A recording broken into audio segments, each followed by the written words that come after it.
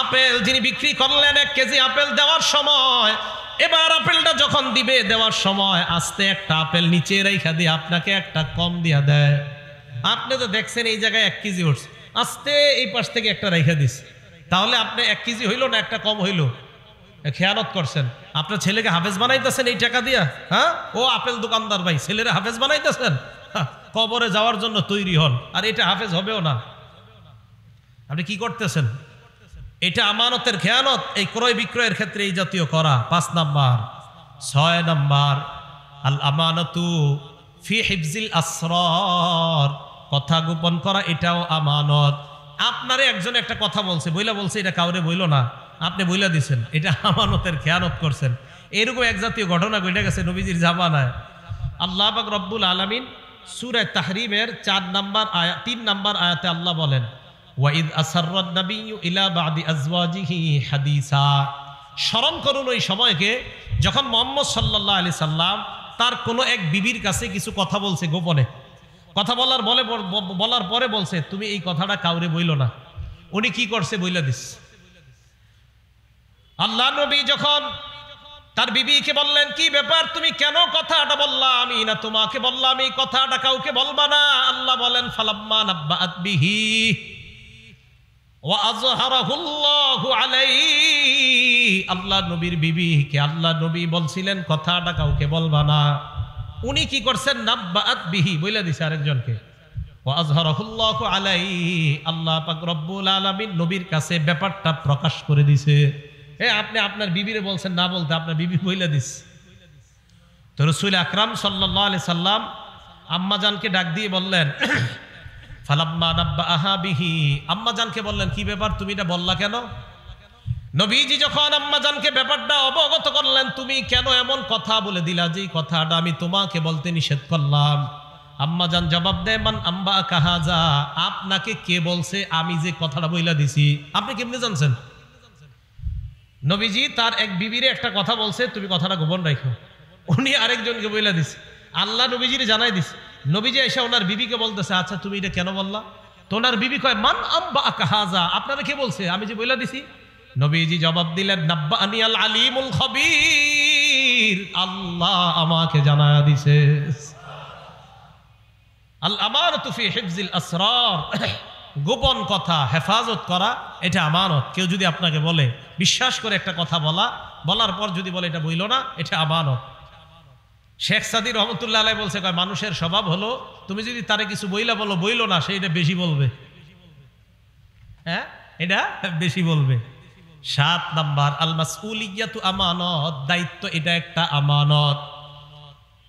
মাদ্রাসার মুতামিম সাহেব তার দায়িত্ব এটা আমানত, মসজিদের ইমাম তার দায়িত্ব এটা আমানত, মুয়াজ্জিনের তার দায়িত্ব এটা আমানত, ঘরের বাবা মা আপনাদের দায়িত্ব আমানত। সহিহ বুখারীর 893 নাম্বার হাদিসের বর্ণনা, ক্বালা রাসূলুল্লাহ সাল্লাল্লাহু আলাইহি ওয়াসাল্লাম, আল্লাহ নবী বলেন, কুল্লুকুম রাঈন ওয়া কুল্লুকুম মাসউলুন আন রাইয়াতিহি, তোমরা সবাই দায়িত্বশীল, তোমাদের প্রত্যেককে তার দায়িত্বের ব্যাপারে জিজ্ঞাসা করা হবে। আমাকে, আপনাকে, আমাদের সবাইকে নবীজি বললেন তোমরা সবাই দায়িত্বশীল, প্রত্যেককে তার দায়িত্বের ব্যাপারে জিজ্ঞাসা করা হবে। সহিহ বুখারীর 893 নাম্বার হাদিসের বর্ণনা। এরপর আল্লাহ নবী বলেন, আল ইমামু রাঈন ওয়া মাসউলুন আন রাইয়াতিহি, শাসক যিনি হবেন তিনি দায়িত্বশীল, তাকে তার অধীনস্থ যে প্রজা আছে তাদের ব্যাপারে জিজ্ঞাসা করা হবে। ওয়ার রাজুলু রাঈন ফি আহলি বাইতিহি, কোন ব্যক্তি তার ঘরের যে সদস্যরা আছে তাদের দায়িত্বশীল হলো বাবা, আপনার ছেলে মেয়ে, আপনার বিবি, তারা আপনার অধীনস্থে আছে, তাদের দায়িত্বশীল আপনি। আল্লাহ নবী বলেন, মাসউলুন আন রাইয়াতিহি, আপনাকে তাদের দায়িত্বের ব্যাপারে জিজ্ঞাসা করা হবে। 5 বছর বয়সে হাতের মধ্যে মোবাইল উঠায়া দিছেন নাকি কায়দা উঠায়া দিছেন, জিজ্ঞাসা করবে। রাসূল আকরাম সাল্লাল্লাহু আলাইহি সাল্লামকে এক ব্যক্তি প্রশ্ন করলেন, কিয়ামত কবে? নবীজি সাল্লাল্লাহু আলাইহি সাল্লাম, ফামাযা রাসূলুল্লাহ সাল্লাল্লাহু আলাইহি ওয়াসাল্লাম ইউহাদ্দিসু, আল্লাহ রাসূল সাল্লাল্লাহু আলাইহি সাল্লাম ওনার আলোচনা চালাইতে থাকলেন। যিনি প্রশ্ন করলেন কিয়ামত কবে, তার কোনো জবাব না দিয়ে উনি ওনার আলোচনা কন্টিনিউ করলেন, চালাইতে থাকলেন। ফাকালা বাদুহুম সামিআ মা ক্বাল ফাকারিহা মা ক্বাল। সাহাবাদের কেউ কেউ বললেন নবীজি তার কথা শুনছে, কিন্তু মনে হয় সে যা বলছে এটা নবী অপছন্দ করছে, এই জন্যই তো নবী তার কোনো জবাব না দিয়ে উনি ওনার কথা জ্বালাইতেছে। এটা সাহাবাদের বক্তব্য। ওয়াকালা বাদুহুম বাল লাম ইয়াসমা রাসূলুল্লাহ সাল্লাল্লাহু আলাইহি ওয়াসাল্লাম। আরেক সাহাবা বললেন আমার তো মনে হয় নবীজি তার কথা শুনেই নেই। কোন সাহাবা বললেন নবী তার কথা শুনছে, কথাটা পছন্দ করে নাই, তাই নবী তারে কোনো জবাব দেয় না। আরেক সাহাবা বললেন আমার তো মনে হয় নবীজি তার কথা শুনেই নেই। হাত্তা ইদা কদা হাদিসাহু, নবীজি যখন তার কথা শেষ করলেন, কথা শেষ করার পর রাসূল আকরাম সাল্লাল্লাহু আলাইহি ওয়াসাল্লাম বললেন আইনা উরাহুস সাইলু আনিস সাআহ। নবীজি বললেন কিয়ামত সম্পর্কে প্রশ্নকারী ব্যক্তি কোথায়? যিনি কিয়ামতের ব্যাপারে প্রশ্ন করলেন তিনি কোথায়? তো যিনি প্রশ্ন করছেন তিনি বললেন আমি। হুজুর আমি প্রশ্ন করছি। এই কথা বলার পর আল্লাহ রাসূল সাল্লাল্লাহু আলাইহি সাল্লাম বললেন ইদা দুগিয়াতিল আমানা ফান্তাজিরিস সাআহ। যখন আমানত উঠিয়ে নেওয়া হবে তখন কিয়ামতের অপেক্ষা করো।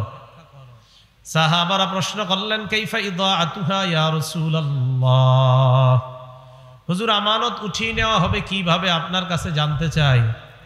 ফাকালা রাসূলুল্লাহ সাল্লাল্লাহু আলাইহি ওয়াসাল্লাম ইদা বুসিদাল আমরু ইলা গায়রি আহলিহি ফান্তাজিরিস সাআহ। কোন বিষয়ের দায়িত্ব যখন অযোগ্য ব্যক্তিকে দেওয়া হবে তখনই কিয়ামত উঠিয়ে নেওয়া হবে, তখন বুঝবা কিয়ামতে আর বেশি বাকি নাই, কিয়ামতের অপেক্ষা করো। তাহলে কোনো বিষয়ের দায়িত্ব অযোগ্য ব্যক্তিকে দেওয়া এর মানে হলো আমানত উঠিয়ে নেওয়া, আর আমানত উঠিয়ে নেওয়া মানে হলো কিয়ামতের অপেক্ষা করা। অথচ আল্লাহ আদেশ করেছেন আমানত যথাযথভাবে যেন আদায় করা হয়। আল্লাহ আমাদের সকলকে আমানত যারা পাওনা, এই পাওনাদারদের হকগুলো আমরা যথাযথভাবে যেন আদায় করতে পারি, আল্লাহ তৌফিক দান করেন। আমানত ৮ প্রকার। বলেন আমানত সাধারণত মৌলিকভাবে কয় প্রকার? ৮ প্রকার। ১ নাম্বার আল আমানাতু ফিল ইবাদাহ, ইবাদতের ক্ষেত্রে আমানত। ইবাদতের ক্ষেত্রে আমানত হলো যথাযথভাবে ইবাদত করা, এটা হলো ইবাদতের ক্ষেত্রে আমানত। ইবাদত করতে গিয়ে আপনি অন্যদিকে তাকিয়ে থাকা, অন্যান্য কাজ করা, এটা আমানতের খেয়ানত। যেমন আপনি নামাজে দাঁড়ায় আকাশের দিকে তাকান আর এদিক সেদিক তাকান, এটা আমানতের খেয়ানত। নাসাই শরীফের বর্ণনা ক্বালা রাসূলুল্লাহ সাল্লাল্লাহু আলাইহি ওয়াসাল্লাম, আল্লাহ নবী বলেন এমন একদল মানুষ যারা নামাজের মধ্যে দাঁড়ায়, নবীজি বলেন লা ইয়ানতাহিয়ান্না আকওয়ামুন আন রাফি আবসারিহিম ইলাস সামা আও লা তুখতাফান্না আবসারুহুম। আল্লাহ রাসূল বলেন একদল মানুষ নামাজে দাঁড়াইলে এদিক সেদিক তাকায় না। আল্লাহ নবী বলেন তারা যেন তাদের নজরগুলো আকাশ থেকে তাড়াতাড়ি ফিরায় নিচের দিকে নেয়। নামাজের মধ্যে এদিক সেদিক যারা তাকায়, নবী কয় তাড়াতাড়ি চোখগুলা যেন সেখান থেকে ফিরায়। আও লা তুখতাফান্না আবসারুহুম, অন্যথায় তাদের চোখগুলা উঠিয়ে নেওয়া হবে, চোখ নিয়ে যেতে পারে আল্লাহ তাআলা যদি এইভাবে চোখ খালি এদিক সেদিক করে। তাহলে নামাজের মধ্যে যথাযথভাবে নামাজ না পড়া এটা আমানতের খেয়ানত। যথাযথভাবে নামাজ পড়া এটা হলো আমানত। রাসূল আকরাম সাল্লাল্লাহু আলাইহি সাল্লামকে জিবরিল আমিন প্রশ্ন করলেন মাল ইহসানু ইয়া রাসূলুল্লাহ, হুজুর ইহসান কি জিনিস আপনার কাছে জানতে চাই। ফাকালা রাসূলুল্লাহ সাল্লাল্লাহু আলাইহি ওয়াসাল্লাম আন তা'বুদাল্লাহা কাআন্নাকা তারাহ, ইহসান হলো তুমি আল্লাহর ইবাদত এমন ভাবে করা যেন তুমি সরাসরি আল্লাহকে দেখতে পাও। ফাইন লাম তাকুন তারাহু ফাইন্নাহু ইয়ারাক, যদিও তুমি আল্লাহকে দেখতে না পাও আল্লাহ তোমাকে দেখতে পায়। তুমি আল্লাহর ইবাদত এমন ভাবে করা যেন আল্লাহকে তুমি দেখতে পাও, যদিও তুমি আল্লাহকে দেখতে না পাও এটা নিশ্চিত আল্লাহ তোমাকে দেখতে পায়। তাহলে ইবাদত এটা যথাযথভাবে করা। সহিহ বুখারীর বর্ণনা 5760 নম্বর হাদিসের বর্ণনা। বাইনামান নবিয়্যু সাল্লাল্লাহু আলাইহি ওয়াসাল্লাম ইউসাল্লি, আল্লাহ নবী মসজিদে নামাজের জন্য দাঁড়াইলেন। হঠাৎ আল্লাহ নবী সামনের দিকে তাকাইলেন, তাকিয়ে দেখলেন ফারাআ ফি কিবলাতিল মসজিদি নুখামা, আল্লাহ নবী তাকায় দেখলেন মসজিদের সামনের দেয়ালে নাকের ময়লা দেখা যায়, নাকের শ্লেষা দেখা যায়, নাকের ময়লা। ফাহাক্কাহা বিয়াদিহি, আল্লাহ নবী নিজ হাত মুবারক দ্বারা ওই নাকের ময়লা পরিষ্কার করলেন। নিজের হাতে নাকের ময়লা, নিজের নাক না আরেকজনের নাকের ময়লা নবী নিজ হাতে পরিষ্কার করলেন। পরিষ্কার করার পর ফাত্তাগাইয়াযা, নবীর চেহারা মুবারক লাল হয়ে যায়, আল্লাহ নবী রাগান্বিত হয়ে যায়।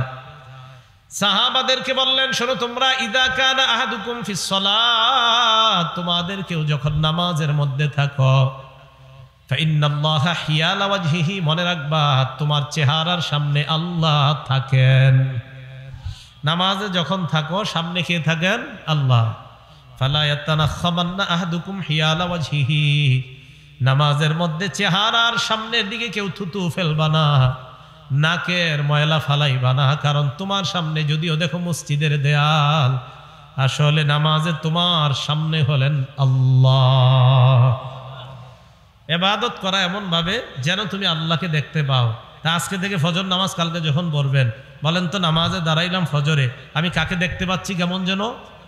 না না, আমি তো আল্লাহকে দেখি না, আমাকে কে দেখে? এই তো বুঝে আসছে। তাহলে আমানত 8 প্রকার। 1 নাম্বার আল আমানাতু ফিল ইবাদাহ, ইবাদতের ক্ষেত্রে আমানত মানে যথাযথভাবে যে ইবাদত করা দরকার ওইভাবে ইবাদতটা করার নাম হলোই আমানত, আর ইবাদতটা ওইভাবে না করার নাম আমানতের খেয়ানত। 2 নাম্বার আল আমানাতু ফি হিফজিল জাওয়ারিহি, এই অঙ্গ প্রত্যঙ্গগুলোকে গুনাহ থেকে বাঁচিয়ে রাখা হলো আমানত, আর এই অঙ্গ প্রত্যঙ্গ দিয়ে গুনাহ করা এটা হলো খেয়ানত।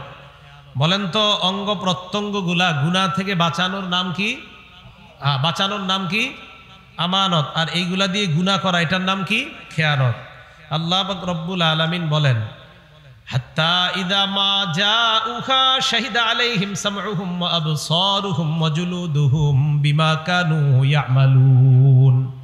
সূরা হামিম আস-সাজদা আয়াত নাম্বার 20। আল্লাহ বলেন, হাত্তা ইযা মা জাউহা, আমরা যখন কিয়ামতের মাঠে যাব, আমাদেরকে আল্লাহ যখন উপস্থিত করবেন, শাহিদা আলাইহিম সামউহুম, আমার আপনার বিরুদ্ধে সাক্ষী দিবে আমার আপনার কান, ও আবসারুহুম, আমার আপনার চোখ আমাদের বিরুদ্ধে সাক্ষী দিবে, ওয়া জুলুদুহুম, আমার আপনার চামড়া আমাদের বিরুদ্ধে সাক্ষী দিবে আমরা যে গুনাহ করলাম। এবার আমার আপনার বিরুদ্ধে চামড়া সাক্ষী দেওয়ার পর আমি আপনি চামড়াকে প্রশ্ন করব, ক্বালু লিজুলুদিহিম লিমা শাহিদতুম আলাইনা, চামড়াকে প্রশ্ন করবে, ও চামড়া আমাদের বিরুদ্ধে কেন সাক্ষী দিলা? চামড়ারা জবাব দিবে, আনতাকাল্লাহুল্লাযী আনতাকা কুল্লা শাই, এই চামড়া জবাব দিবে, আমি চামড়াকে আজকে কথা বলিয়েছেন ওই আল্লাহ, যে আল্লাহ চাইলে সব কিছুকে কথা বলাইতে পারেন। চামড়া যখন সাক্ষী দিবে, সূরা হামিম আস-সাজদার 20 নম্বর আয়াত আর 21 নম্বর আয়াতে আল্লাহ বললেন, 20 নম্বর আয়াতে কান সাক্ষী দিবে, চোখ সাক্ষী দিবে, চামড়া সাক্ষী দিবে, আর 21 নম্বর আয়াতে ওই মানুষ প্রশ্ন করবে, ও চামড়া আমাদের বিরুদ্ধে সাক্ষী দিছো কেন? চামড়া বলবে, কেন সাক্ষী দিতে পারি না। তো চামড়াকে বলবে, তুমি আবার কথা বলতে পারো নাকি? চামড়া জবাব দিবে, আল্লাহ যিনি সব কিছুকে কথা বলাইতে পারেন ওই আল্লাহ আমি চামড়ার মুখ দিয়ে কথা বলাইছি। তাহলে চামড়াকে কথা বলাইতে পারবেন কে? হ্যাঁ, এগুলা আমাদের বিরুদ্ধে সাক্ষী দিবে। তাহলে আমানত কয় প্রকার? ভুলে গেছে, কয় প্রকার? 2 নাম্বার অঙ্গ প্রত্যঙ্গগুলা গুনাহ থেকে হেফাজত করা। সূরা ইয়াসিন কম বেশি সবাই পারেন। আল্লাহ পাক রব্বুল আলামিন দেখেন কি বলেন, সূরা ইয়াসিনের 65 নাম্বার আয়াতে আল্লাহ বলেন, আল্লাহুম্মা নাখতিমু আলা আফওয়াহিহিম, আজকে আমি তাদের মুখের মধ্যে মোহর মেরে দিব, ওয়া তুকাল্লিমুনা আইদিহিম, তাদের হাত আমার সাথে কথা বলবে, ওয়া তাশহাদু আরজুলুহুম বিমা কানু ইয়াকসিবুন, পা সাক্ষী দিবে আল্লাহ, হাত যা যা বলছে আমি পা হাতের পক্ষে সাক্ষী দিয়ে দিলাম। অঙ্গ প্রত্যঙ্গগুলা গুনাহ থেকে হেফাজত করা, এটাই হলো আমানত। গুনাহ করা এটার নাম খেয়ানত। এটা গেল অঙ্গ প্রত্যঙ্গ হেফাজত করার কথা। এই অঙ্গ প্রত্যঙ্গের মধ্যে একটা অঙ্গের নাম চোখ। বলেন তো কি? চোখ। এই চোখকে গুনাহ থেকে হেফাজত করা। বুখারী শরীফের বর্ণনা, সাহাবায়ে কেরামকে রাসূল আকরাম সাল্লাল্লাহু আলাইহি সাল্লাম বলেন, ইয়াকুমুল জুলুসা আলাত তুরুকাত, তোমরা রাস্তার মধ্যে আড্ডাবাজি করা থেকে বাঁচবা, গোল মিটিং করা থেকে বাঁচবা, বেশি বেশি বৈশা বৈশা কথা বলা, অনর্থক কথা বলা থেকে তোমরা বাঁচবা। সাহাবারা বললেন, মা লানা বুদ্দুন ইন্নামা হিয়া মাজালিসুনা ইয়া রাসূলুল্লাহ, রাস্তাঘাটে কথা বলা ছাড়া আমাদের কোনো উপায় নাই, আমরা ধর্মীয় আলোচনাগুলা রাস্তার মধ্যেই করে থাকি। আল্লাহ নবী বললেন, ফাইন আবাইতুম ইল্লাল মাজালিস, রাস্তায় যদি বসতেই হয়, ফাআতুত তরিক হাক্কা, রাস্তার হক আদায় করবা। সাহাবারা প্রশ্ন করলেন, ওয়া মা হাক্কুত তরিক ইয়া রাসূলুল্লাহ, রাস্তার হক আপনার কাছে জানতে চাই, রাস্তার হক আবার কি? আল্লাহ নবী বললেন, রাস্তার হক হলো 5টা। বলেন, রাস্তার হক কয়টা? 1 নাম্বার গদ্দুল বাসার, নজর নিচে রাখা 1 নাম্বার, এটা হলো রাস্তার হক। চোখ নিচে রাখা, এটা কিসের হক? 2 নাম্বার কাফুল আযা, কষ্টদায়ক বস্তু সরায়া দেওয়া, এটা রাস্তার হক। 3 নাম্বার রদ্দুস সালাম, সালামের জবাব দেওয়া। 4 নাম্বার আমরুন বিল মারুফ, নেক কাজের আদেশ করা। 5 নাম্বার নাহিয়ুন আনিল মুনকার, অসৎ কাজ থেকে নিষেধ করা। 1 নাম্বার চোখকে নিচের দিকে রাখা, এটা রাস্তার হক। বলেন, চোখ নিচে রাখা কিসের হক? রাস্তার হক। আর 2 নাম্বার কষ্টদায়ক বস্তু সরায়া দেওয়া, এটাও রাস্তার হক। দেখেন, আপনি রাস্তা দিয়ে হাঁটতেছেন, কষ্টদায়ক একটা ইট দেখলেন, চক্কা ইট পুরা রয়েছে, একটা কাটা, একটা সুই, একটা কলার সিলকা পরে আছে, এটা আপনি সরায়া নিলেন এই নিয়তে আমার কোনো মুসলমান ভাইয়ের পায়ের মধ্যে এই ইটের টুকরাটা লাগতে পারে, আমার কোনো মুসলমান ভাইয়ের পায়ে এই কাটা বিদ্ধ হতে পারে, আমার কোনো মুসলমান ভাইয়ের পায়ে এই সুইটা লাগতে পারে, এই নিয়ত কইরা আপনি ওই রাস্তা থেকে কষ্টদায়ক বস্তু সরায়া দিলেন।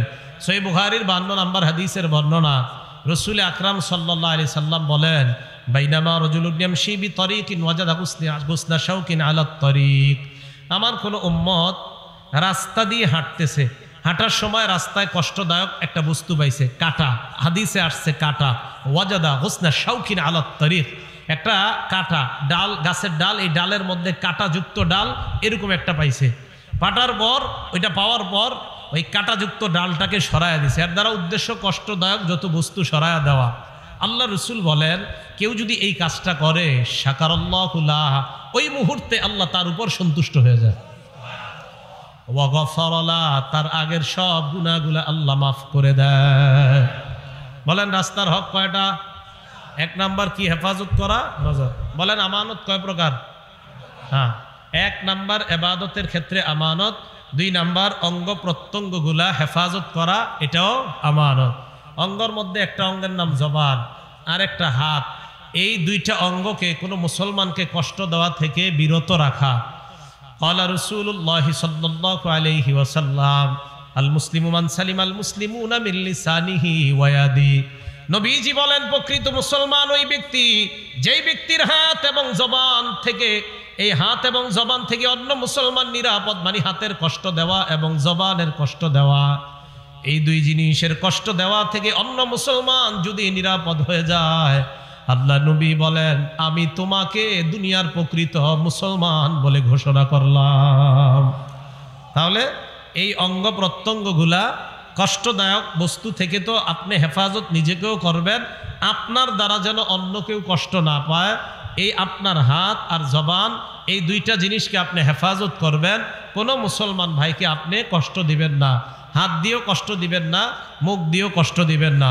মুসলিম শরীফের বর্ণনা, আমাদের মাদ্রাসার পাঠ্যপুস্তক অনুযায়ী 2564 নম্বর হাদিসের বর্ণনা। এই হাদিসের মধ্যে আসছে, ক্বালা রাসূলুল্লাহি সাল্লাল্লাহু আলাইহি ওয়াসাল্লাম, আল্লাহ নবী বলেন, লা তাহাসাদু, পরস্পর তোমরা হিংসা করবা না, ওয়ালা তানাজাসু, পরস্পর তোমরা ধোঁকাবাজি করবা না। ধোঁকা দেওয়া হারাম, কোনো মুসলমানকে ধোঁকা দেওয়া, তাকে কষ্ট দেওয়া, এটা হারাম, এটা করা যাবে না। 3 নাম্বার, ওয়ালা তাবাগাজু, তোমরা বিদ্বেষ পোষণ করবা না। 4 নাম্বার ওয়ালা তাদাবারু, কোন মুসলমানের ক্ষতি করার জন্য আড়ালে শত্রুতা করবা না। সামনাসামনি বড় ভালো মধু মাখা কথা বলে, দই খাওয়ায়, মিষ্টি খাওয়ায়, চা খাওয়ায়, তলে তলে তাকে দেখতে পারে না এমন মানুষ সমাজে আছে না নাই? এটা করা যাবে না। আর ওয়ালা ইয়াবি বাদুকুম আলা বাই'i বাদিন, এক ভাই ক্রয় বিক্রয় করতেছে, তুমি ওই ভাইয়ের ক্রয় বিক্রয়ের উপর তুমি ক্রয় বিক্রয় করবা না। আমি আর উনি লেনদেন করতেছি, ভাই এটা দিবেন? তো উনি বললেন হ্যাঁ দিব। কত টাকা? তো উনি বললেন 100 টাকা। আমি বললাম 90 টাকা দিবেন। উনি রাজি হয়ে গেছে, উনি 90 টাকা আমাকে দিবে এই জিনিসটা। তো দেওয়ার সময় আরেকজন পাশ দিয়ে কয়, ভাই আমি এটা 120 টাকা দিব। কয় টাকা? 120 টাকা দিব। এখন উনি আমার কয় কি, ভাই আপনি এক কাজ করেন, একটু বাজারটা ঘুরে আসেন, পরে দিই। আমার আর ওনার কিন্তু চুক্তি হয়ে গেছিল। এখন হঠাৎ আমার কয় কি, বাজার ঘুরে আসেন, বিসমিল্লাহ। আল্লাহুম্মা লাকাল হামদু ওয়া লাকাশ শুকরু। এখন এই যে আমার আর ওনার ব্যবসার চুক্তি চলতেছে, এর মাঝে আপনার আরেকজন আইসা কবে আমি এটা দিব। রসুল বলেন এটা করা যাবে না, এটা নিষেধ। আমাদের সমাজে আরেকটা কাজ হয় মানুষকে কষ্ট দেওয়ার, এটাও নিষেধ। ওয়ালা ইয়াখতিব বাদুকুম আলা খিতবাতি আখিহি, এক ভাইয়ের বিয়ের প্রস্তাবের উপর তোমরা বিয়ের প্রস্তাব দিবা না, এটাও অন্যায়। বিয়ের প্রস্তাব দিছে এক মেয়েরে, দেওয়ার পর মেয়েটাকে বিয়ে করবে, ছেলে মেয়ের পুরা পরিবার, উভয় পরিবারের মধ্যে মোটামুটি কথা পাকাপাকি। এই মুহূর্তে একজন ঘটক এসে কয়, আপনার মেয়ের বিয়ে ঠিক হয়েছে শুনলাম। কয় হ্যাঁ। ছেলে কি করে? কয় বেতন মোটামুটি 80-90 হাজার টাকা ছেলের, দিয়ে মেয়েটাকে ভালো জায়গায়। কয় আপনার 80-90 দিয়ে দিবেন? আমি ইতালির একটা ছেলের ব্যাপারে জানি, বেতন পায় 14 লাখ। আপনি যদি চান মেয়েটারে ওখানে দিতে পারি। রাসূল সাল্লাল্লাহু আলাইহি সাল্লাম এটা নিষেধ করছেন। কেন? তাদের মাঝে না বিয়ের কথাবার্তা চলতেছে, তো এইটা আপনি কেন করলেন? এটা নিষেধ। হাদিসের শেষে রাসূল সাল্লাল্লাহু আলাইহি সাল্লাম বলেন, বিহাসবি ইমরিইম মিনাশ শাররি আইয়াহকিরা আখাহুল মুসলিম, কোন মুসলমান, এই মুসলমান ভাইকে আপনি কষ্ট দেওয়া, আপনি খারাপ মানুষ হওয়ার জন্য এতটুকুই যথেষ্ট। একটা মুসলমান ভাইকে আপনি তুচ্ছ তাচ্ছিল্য করা, কোন মুসলমানকে সামান্য কোনো বিষয়ে তুচ্ছ করা, এতটুকুই খারাপ হওয়ার জন্য আপনি যথেষ্ট। তো কোনো মুসলমানকে এই জাতীয় কর্মের মাধ্যমেও কষ্ট দেওয়া যাবে না। তো এই কর্মগুলা হয়তো মুখ দিয়ে হবে, না হয় হাত দিয়ে হবে, না হয় আপনার পক্ষ থেকে কোনোভাবে হবে। তো এই অঙ্গ প্রত্যঙ্গগুলা হেফাজত করার নাম হলো আমানত, আর অঙ্গ প্রত্যঙ্গগুলা গুনাহের কাজে ব্যয় করার নাম হলো খেয়ানত। আমানত 8 প্রকার। 2 নাম্বার, অঙ্গ প্রত্যঙ্গগুলা গুনাহের কাজে খরচ করার নাম খেয়ানত। 3 নাম্বার, আল আমানাতু ফিল ওয়াদাই, কেউ কিছু রাখলে, আপনার কাছে আমানত রাখলে, এই গচ্ছিত মাল এটা যথাযথভাবে আপনার কাছে রাইখা এটা পৌঁছিয়ে দেওয়ার নাম হলো আমানত। সহিহ বুখারীর 33 নাম্বার হাদিস, ক্বালা রাসূলুল্লাহ সাল্লাল্লাহু আলাইহি ওয়াসাল্লাম, আল্লাহ নবী বলেন, আয়াতুল মুনাফিকি সালাস, নবীজি বলেন মুনাফিকের আলামত হলো 3টা। বলেন জোরে, কয়টা? মুনাফিকের আলামত কয়টা? 1 নাম্বার, ইজা হাদ্দাসা কাযাবা, মুনাফিক কথা বললে মিথ্যা কথা বলে। 2 নাম্বার, ওয়া ইজা ওয়াদা আখলাফা, মুনাফিক ওয়াদা করলে খেলাফ করে। 3 নাম্বার, ওয়া ইজা তুমিনা খানা, মুনাফিকের কাছে আমানত রাখলে আমানতের খেয়ানত করে। মুনাফিকের আলামত 3টা, কথা বললে মিথ্যা কথা বলে, ওয়াদা করলে খেলাফ করে, 3 নাম্বার তার কাছে আমানত রাখলে এই আমানতের খেয়ানত করে। আবু দাউদ শরীফের 3535 মানে 3535 নাম্বার হাদিসের বর্ণনা, ক্বালা রাসূলুল্লাহ সাল্লাল্লাহু আলাইহি ওয়াসাল্লাম, আল্লাহ নবী বলেন, আদ্দিল আমানাতা ইলা মানি তামানাকা, তোমার কাছে যে ব্যক্তি আমানত রেখেছে তার আমানতটা তুমি যথাযথভাবে আদায় করে দাও। ওয়ালা তাখুন মান খানাকা, তোমার সাথে যদি কেউ খেয়ানত করে তুমি তার সাথে খেয়ানত করবা না। বুঝেন? আপনি বললেন হ্যাঁ ও আমার সাথে খেয়ানত করছে, আমি ওরে দেখায় দিব। নবীজি বলে না, তোমার সাথে যদি কেউ খেয়ানত করে তুমি তার সাথে খেয়ানত করবা না, কারণ তুমি তো মুসলমান, সে মুনাফিক হোক, তুমি তো মুসলমান, তুমি খেয়ানত করে মুনাফিকের পরিচয় তোমার মধ্যে নিবা না। যে খেয়ানত করেছে এটা তার ব্যাপার। নবীজি বললেন তোমার সাথে যদি কেউ খেয়ানত করে তুমি তার সাথে খেয়ানত করবা না, বরং তোমার কাছে যদি কেউ আমানত রাখে এই আমানত তুমি যথাযথভাবে পৌঁছিয়ে দাও। আল্লাহ আমাদের সকলকে এই জাতীয় আমানতগুলা রক্ষা করার তৌফিক দান করেন। এই আমানতের খেয়ানত কেউ করেন না। সম্ভবত বোনের পুরোপুরি অংশ দেন সবাই। বোনের অংশ, হ্যাঁ, আপনার আব্বা যে মারা গেছে আপনার বোনের অংশ পায় না, এই দেননি পুরোপুরি। যদি না দেন তাতে আপনার কাছে রয়ে গেছে, আপনি 5 ওয়াক্ত নামাজ পড়ার কপাল কালো বানায় ফেলছেন, তাই না? হ্যাঁ, এই তো আপনি হজ করছেন 38 বার, আর আপনার বোনের হক আপনি দিচ্ছেন না কেন? এতদিন পাইলা টাইলা বড় করলেন, বিয়ে শাদী দিয়ে দিচ্ছেন, আর হক কেন দিবেন? এইগুলা বলে। আর বোনেরাও এমন আজীব, কয় এই হক নিয়ে যাওয়ার পরে ভাইয়ের বাসায় আর আসবো কিভাবে, মানে এইগুলা চিন্তা চেতনা এদের মাঝে, মানে এমন কেন হবে, মানে এটা তো উনি পাও না, সে পাও না। আপনাদের ভাই বোনের সম্পর্ক তো থাকবে, এটা যে যারটা পাওনা দিয়ে দেওয়া, এই আমানত আপনার যাদের কাছে আছে, আপনাদের কাছে, আপনারা অনেক হজ করছেন, হ্যাঁ, জাহান্নামে যাওয়ার জন্য আপনি নিশ্চিত প্রস্তুত থাকেন যদি কারো হক মেরে থাকেন। হক কিন্তু আদায় করেন তাড়াতাড়ি, না হয় বিপদে পড়বেন। আমি সত্যি বলছি, বিপদে পড়বেন। আল্লাহ আমাদের সকলকে এই আমানতগুলা যারা পাওনাদার, তাদেরকে পাওনা বুঝিয়ে দিয়ে আল্লাহ যেন মৃত্যুর আগে এই পাওনাগুলা বুঝিয়ে দেওয়ার তৌফিক দান করেন। এটা গচ্ছিত সম্পদ। 4 নাম্বার, আল আমানাতু ফিল আমাল। যারা শ্রমিক আছেন, আপনারা যে কাজ করেন, এই কাজ আপনার কাছে আমানত। আপনি আপনার মালিকের সাথে বেঈমানি করা আমানতের খেয়ানত। যারা শ্রমিক আছেন, এই শ্রমিক যে কাজ করেন, এই শ্রম দেওয়া আমানত। আপনার মালিকের সাথে আপনি ওয়াদাবদ্ধ হয়েছেন 5 ঘন্টা কাজ করবেন, আপনি ইচ্ছাকৃতভাবে আধা ঘন্টা কম কাজ করা, এটা আমানতের খেয়ানত। এটা ওনাকে জানাইতে হবে, যদি না জানান আপনি আমানতের খেয়ানত করলেন। কথা কি বুঝে আসছে? এটা 4 নাম্বার, আল আমানাতু ফিল আমাল। শ্রম দেওয়া, এই শ্রম দেওয়ার ক্ষেত্রে যদি কেউ অন্যায়ভাবে উল্টা পাল্টা করে, এটা আমানতের খেয়ানত। সকালবেলা আপনার অফিস 10টা থেকে, আপনি জানেন ঢাকার শহর জ্যামের কথা, এরপরেও আপনি রওনা করছেন 9:30টায়, অফিস 10টায়, রওনা করছেন 9:30টায়। ঢাকার শহর 9:30টায় রওনা করা মানে আধা ঘন্টা রাস্তা, সামনে যাইলে আধা ঘন্টা গেলে আপনার অফিস। তবে 9:30টায় রওনা করা মানে 11টার আগে বুঝতে না পারা।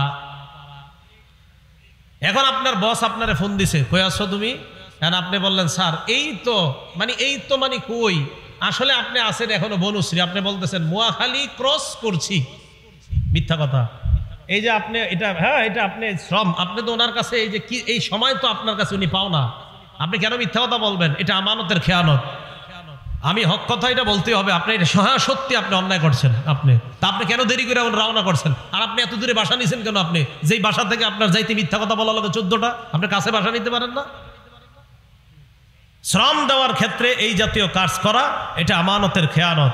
এই গেল 4 নাম্বার। 5 নাম্বার, আল আমানাতু ফিল বাই'i ওয়াশ শিরা। ক্রয় বিক্রয়ের ক্ষেত্রে আমানত। ক্রেতা বিক্রেতার সাথে সত্য কথা বলা, এটা আমানত। বিক্রেতা ক্রেতাকে কোনোভাবে ধোঁকাবাজি করার চেষ্টা না করা, এটা হলো আমানত।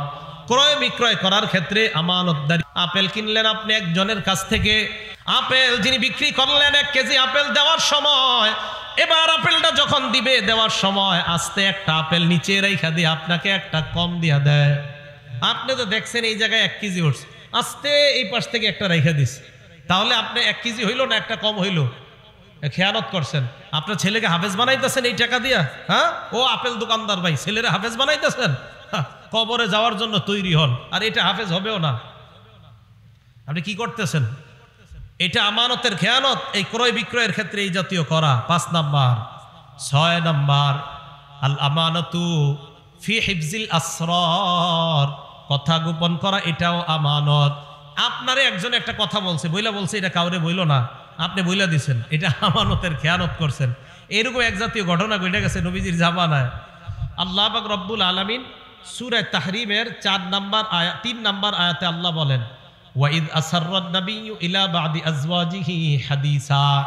স্মরণ করুন ওই সময়কে যখন মুহাম্মদ সাল্লাল্লাহু আলাইহি সাল্লাম তার কোনো এক বিবির কাছে কিছু কথা বলছে গোপনে। কথা বলার পরে বলছে, তুমি এই কথাটা কাউরে বইলো না। উনি কি করছে? বইলা দিস। আল্লাহ নবী যখন তার বিবিকে বললেন, কি ব্যাপার, তুমি কেন কথাটা বললা? আমি না তোমাকে বললাম এই কথাটা কাউকে বলবা না। আল্লাহ বলেন, ফালাম্মা নাব্বাআত বিহি ওয়া আযহারাহুল্লাহু আলাইহি। আল্লাহ নবীর বিবিকে আল্লাহ নবী বলছিলেন কথাটা কাউকে বলবা না। উনি কি করছেন? নাব্বাআত বিহি, বইলা দিছে আরেকজনকে। ওয়া আযহারাহুল্লাহু আলাইহি, আল্লাহ পাক রব্বুল আলামিন নবীর কাছে ব্যাপারটা প্রকাশ করে দিছে। আপনি আপনার বিবিরে বলছেন না বলতে, আপনার বিবি বইলা দিস। তো রাসূল আকরাম সাল্লাল্লাহু আলাইহি সাল্লাম আম্মাজানকে ডাক দিয়ে বললেন, ফালাম্মা নাব্বাআহা বিহি। আম্মাজানকে বললেন, কি ব্যাপার, তুমি এটা বললা কেন? নবীজি যখন আম্মাজানকে ব্যাপারটা অবগত করলেন, তুমি কেন এমন কথা বলে দিলা যে কথাটা আমি তোমাকে বলতে নিষেধ করলাম? আম্মাজান জবাব দেয়, মান আম্বা কাহাজা, আপনাকে কে বলছে আমি যে কথাটা বইলা দিছি? আপনি কেমনে জানছেন? নবীজি তার এক বিবিরে একটা কথা বলছে, তুমি কথাটা গোপন রাখো। উনি আরেকজনকে বইলা দিছে, আল্লাহ নবীজিরে জানাই দিছে। নবীজি এসে ওনার বিবিকে বলতেছে, আচ্ছা তুমি এটা কেন বললা? তো ওনার বিবি কয়, মান আম্বা কাহাজা, আপনারা কে বলছে আমি যে বইলা দিছি? নবীজি জবাব দিলেন, নাব্বানি আল আলিমুল খবীর, আল্লাহ আমাকে জানায়া দিছে। আল আমানাতু ফি হিফজিল আসরার, গোপন কথা হেফাজত করা এটা আমানত। কেউ যদি আপনাকে বলে, বিশ্বাস করে একটা কথা বলার পর যদি বলে এটা বইল না, এটা আমানত। শেখ সাদী রহমতুল্লাহ আলাইহি বলছে, কয় মানুষের স্বভাব হলো তুমি যদি তারে কিছু বইলা বলো, বইলো না, সে এটা বেশি বলবে। হ্যাঁ, এটা বেশি বলবে। 7 নাম্বার, আল মাসউলিয়াতু আমানত, দায়িত্ব এটা একটা আমানত। মাদ্রাসার মুতামিম সাহেব তার দায়িত্ব এটা আমানত, মসজিদের ইমাম তার দায়িত্ব এটা আমানত, মুয়াজ্জিনের তার দায়িত্ব এটা আমানত, ঘরের বাবা মা আপনাদের দায়িত্ব আমানত। সহিহ বুখারীর 893 নাম্বার হাদিসের বর্ণনা, ক্বালা রাসূলুল্লাহ সাল্লাল্লাহু আলাইহি ওয়াসাল্লাম, আল্লাহ নবী বলেন, কুল্লুকুম রাঈন ওয়া কুল্লুকুম মাসউলুন আন রাইয়াতিহি, তোমরা সবাই দায়িত্বশীল, তোমাদের প্রত্যেককে তার দায়িত্বের ব্যাপারে জিজ্ঞাসা করা হবে। আমাকে, আপনাকে, আমাদের সবাইকে নবীজি বললেন তোমরা সবাই দায়িত্বশীল, প্রত্যেককে তার দায়িত্বের ব্যাপারে জিজ্ঞাসা করা হবে। সহিহ বুখারীর 893 নাম্বার হাদিসের বর্ণনা। এরপর আল্লাহ নবী বলেন, আল ইমামু রাঈন ওয়া মাসউলুন আন রাইয়াতিহি, শাসক যিনি হবেন তিনি দায়িত্বশীল, তাকে তার অধীনস্থ যে প্রজা আছে তাদের ব্যাপারে জিজ্ঞাসা করা হবে। ওয়ার রাজুলু রাঈন ফি আহলি বাইতিহি, কোন ব্যক্তি তার ঘরের যে সদস্যরা আছে তাদের দায়িত্বশীল হলো বাবা, আপনার ছেলে মেয়ে, আপনার বিবি, তারা আপনার অধীনস্থে আছে, তাদের দায়িত্বশীল আপনি। আল্লাহ নবী বলেন, মাসউলুন আন রাইয়াতিহি, আপনাকে তাদের দায়িত্বের ব্যাপারে জিজ্ঞাসা করা হবে। 5 বছর বয়সে হাতের মধ্যে মোবাইল উঠায়া দিছেন নাকি কায়দা উঠায়া দিছেন, জিজ্ঞাসা করবে। কি জিজ্ঞাসা করবে? হ্যাঁ, কায়দা না মোবাইল? আমার উপরে উলামায়ে কেরাম রাগ, আমি মোবাইল চালাই না কেন বেশি। সব পুরো বাংলাদেশে সবাই রাগ, মনে করে ইদানিং আমি 7 বছর যাবত মোবাইল আমি মোবাইল রিসিভ করি না। এরা মনে করে এই বছরই মনে রিসিভ করি না, আমি 7 বছরই রিসিভ করি না। আমার দোষ দেয়, আমি এখন রিসিভ করি না। আমি আবার বলছি, হ্যাঁ জানাইয়া দিবেন এটা, আমি 7 বছর মোবাইল রিসিভ করি না, সাধারণত আমার কয়েকজন ছাড়া, আম্মা আর কয়েকজন আছে, এদের ছাড়া। কেন?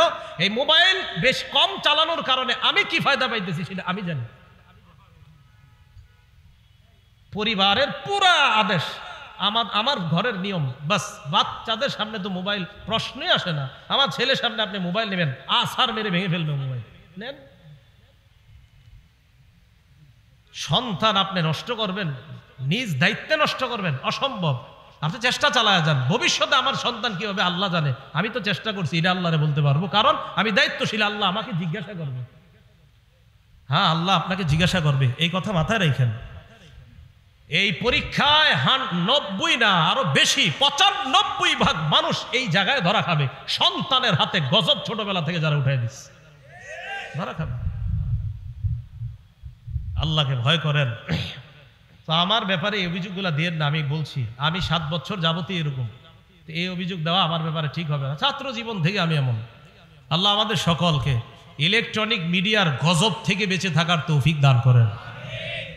রাসূল আকরাম সাল্লাল্লাহু আলাইহি সাল্লাম বললেন, আল মারআতু রাইয়াতুন ফি বাইতি যাওজিহা, স্বামীর ঘরের মধ্যে তার স্ত্রী দায়িত্বশীল, স্বামীর ঘরের মধ্যে তার সম্পদ, তার সন্তান, তারা সঠিকভাবে, স্ত্রী তাদেরকে সঠিকভাবে লালন পালন করছে কিনা এই ব্যাপারে স্ত্রী দায়িত্বশীল।